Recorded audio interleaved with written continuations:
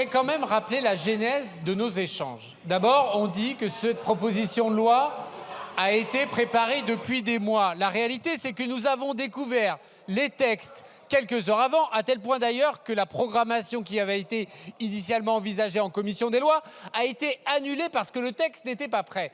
Et avec tout le respect que je dois au rapporteur Mattei, il a trouvé le texte tellement bien qu'il l'a réécrit intégralement avec les arguments suivants.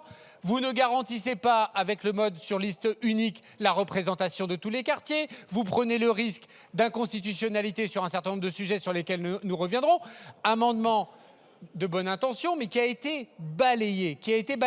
Et donc, monsieur le rapporteur, je ne comprends pas votre soutien à ce texte dont vous-même vous avez estimé qu'il n'était pas digne d'être voté, puisque vous l'aviez intégralement réécrit.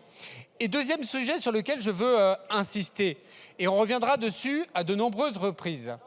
La légitimité des arrondissements, elle n'est pas juridique, elle est politique. Il n'y a aucune décision des arrondissements ou des secteurs qui ne peut être défaite par l'Assemblée délibérante centrale.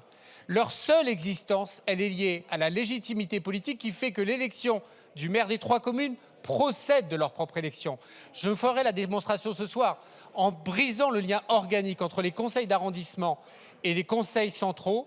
Vous allez condamner les arrondissements à une mort clinique. Et dans des villes de plusieurs centaines de milliers d'habitants, de 2,1 millions d'habitants pour Paris, plaider la légitimité de ce que nous appelons ordinairement des élus locaux sera une grave faute démocratique.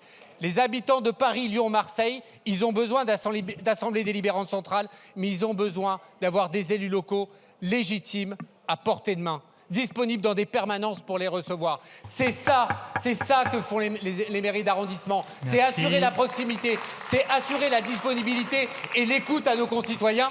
Vous allez briser ça. Merci de conclure, M. Grégoire. 1795. Je vous remercie. Monsieur Marleix, dernière intervention.